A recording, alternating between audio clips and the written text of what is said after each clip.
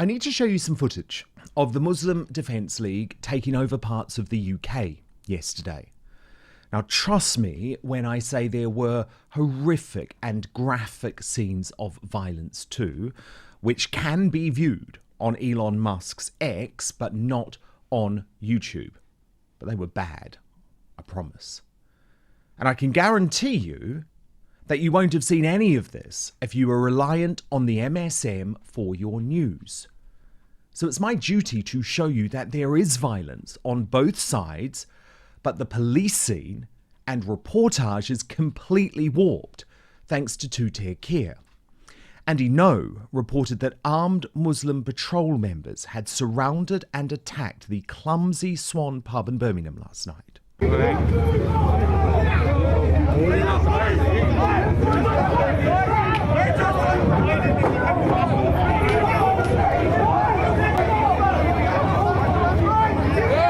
Go a bit closer. I'm just here to report. I don't stand or... Nearby, a car was smashed up with people inside. What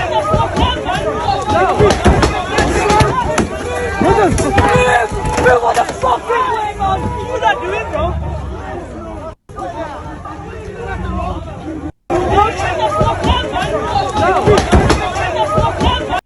Not a single.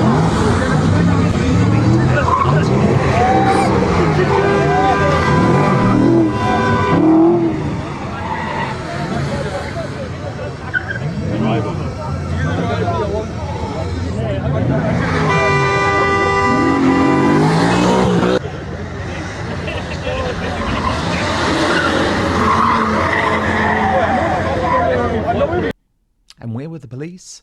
Simply driving away.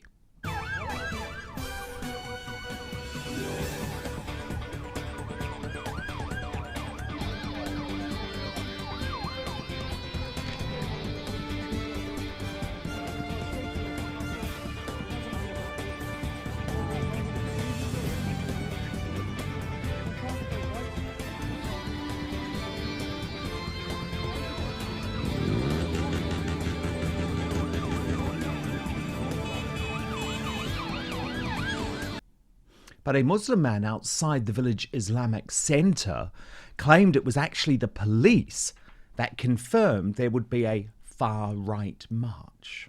So guys, as you know today, there's been a lot of stuff on social media regarding the EDL and the march and the protest. Some are saying it's lies, some are saying it's haq, some are saying it's batil. There's no idea. We've had it confirmed from the masjid. The ulama from the masjid have been spoke to the police. The police have confirmed there is a protest today. There is something going on in Birmingham today. So guys, please, we need you all, not only from Birmingham, from all over the place, all the reinforcements, come and show that we will protect our communities. We are not of those who are going to be defenceless. We will defend our people and our communities and our masjids. We will not stand shy. We will stand close to our people, alhamdulillah. We're not of those who cause trouble. Uqsum billah, we're not those who cause trouble, but for the haqq, we have to stand firm, inshallah. Everybody, please, in your numbers, as many people as you can gather, inshallah, Allah, we need you here today. That's the address there, B9, 5XU, Boys Green. We want this area fully chock-a-block with Muslims to protect our sisters, our mothers, our honor, inshallah. We've had enough of this, there's no need for this. We are not of those who are unjust. Please, guys, see you there, 4 p.m. Now, that piece of complete and utter fake news was used to justify those shockingly violent and criminal actions from the Muslim mob, including, disgustingly, from the local MP and government minister, Jess Phillips.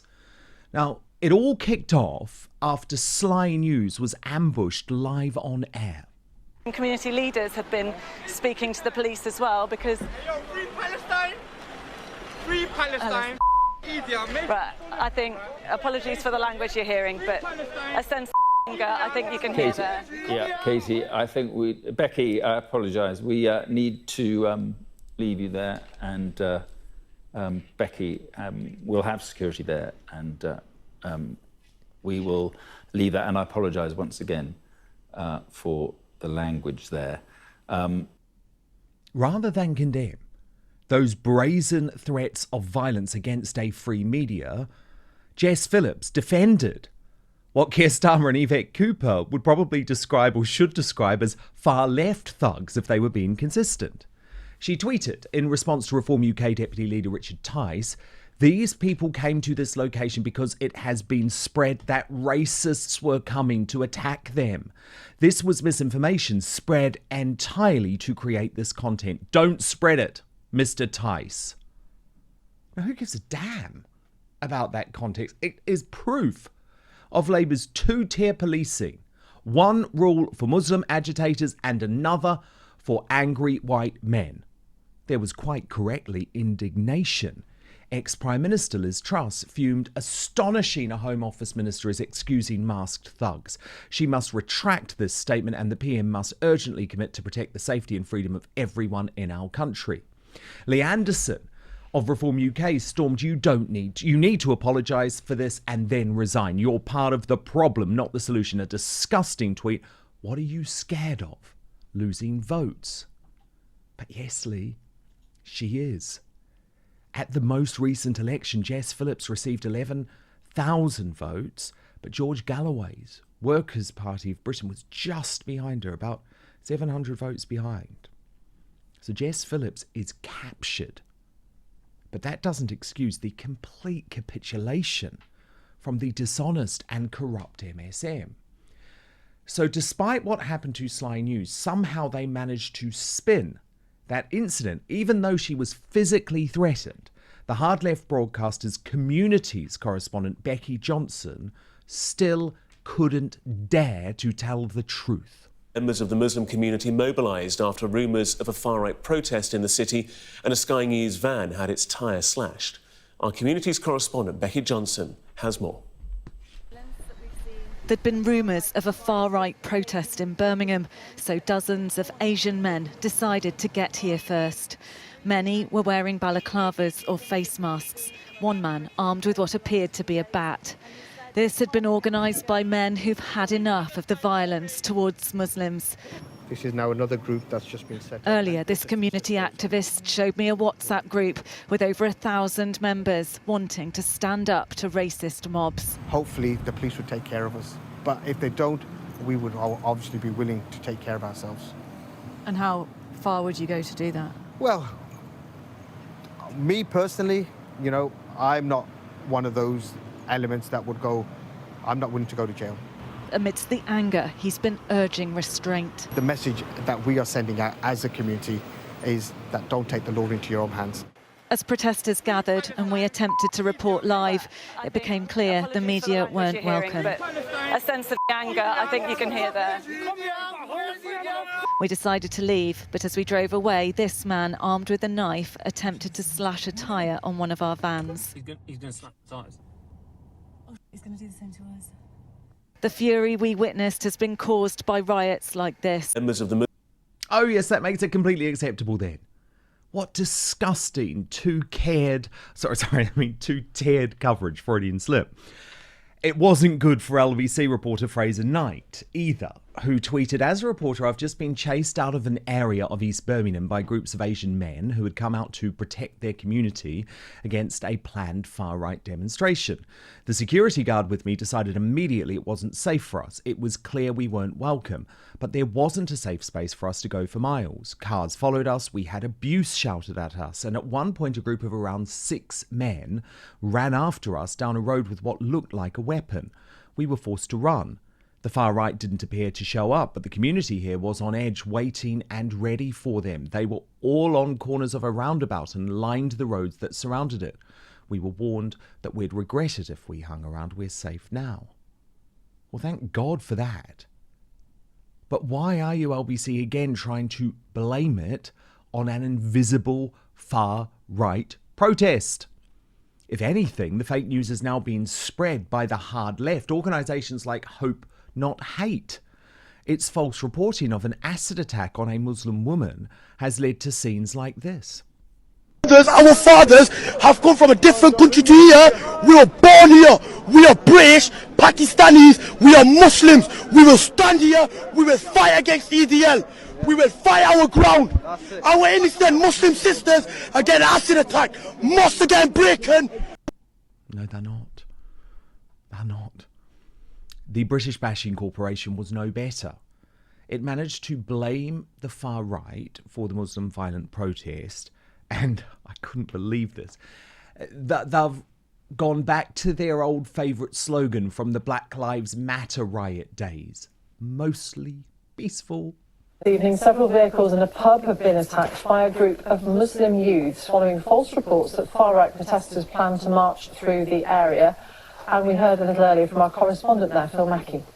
There were speculation that there was a planned far-right protest through that area this evening. It turned out to be false information, but nonetheless hundreds of people turned up, many of them wearing masks, some of them carrying weapons, as you saw. It was a largely peaceful demonstration. I was there for several hours, but then a group of masked youths began behaving in sort of low-level criminal behaviour, reckless driving, antisocial behaviour. What's happened in the past hour or so is that they've broken off, and a group of them have attacked cars and a pub elsewhere in the city. I've just come off the phone to the police. They said they're investigating several cases of criminal damage, one of assault, one of carrying an offensive weapon. And the MP for Birmingham Yardley, in whose constituency that is, Jess Phillips, has just posted on X. She said that people in Yardley are scared tonight. We have directed police to all locations of violence we're hearing about. Any acts of violence will not be tolerated. The good news, Sophie, is that the police say that that group of young Muslim masked youths has now dispersed, and it seems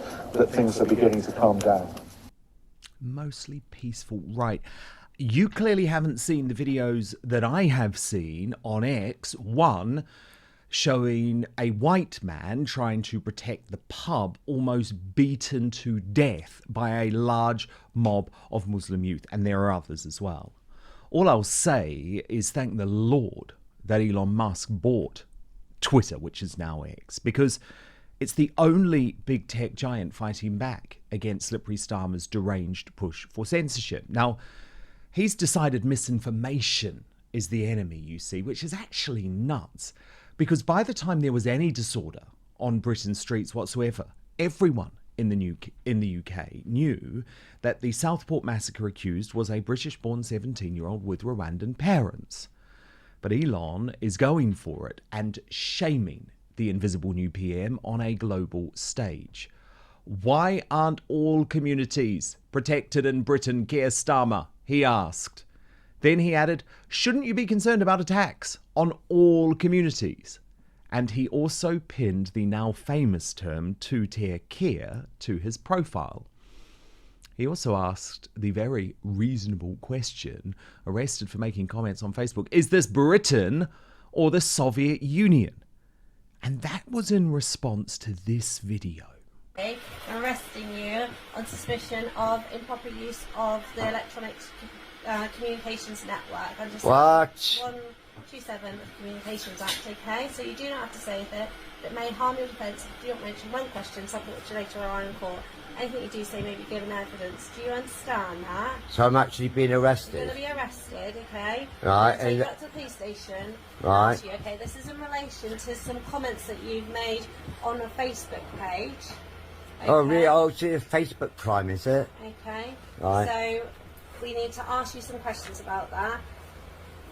Right. Have you got anything in your pockets, Thomas? It's truly chilling. Dystopian, 1984 stuff. And if it wasn't for Elon Musk purchasing X, we'd actually have no idea what happened in Birmingham last night, thanks to the sinister cover-up by the MSM. Sometimes, though, humour is the best way to deal with this sort of madness, as Elon knows. So I loved it when he posted alongside a picture of, is it a South Park, Family Guy character maybe, on the electric chair in 2030 for making a Facebook comment that the UK government didn't like. Now here's the serious point. I knew Slippery Starmer was an authoritarian. I warned of what was coming. But even I, one of his biggest critics, never believed he would make such a mess of this country in just 4 weeks. However, Two Tier Keir's threat to free speech censorship must be resisted. Because not only will it solve nothing, it will make the UK the laughingstock of the free world. Thank you so much for watching Dan Wootton Outspoken. Please do subscribe if you want lots more clips and interviews like that. Plus, if you want to watch our totally uncensored after show, then visit www.outspokennewscom. www.outspoken.live.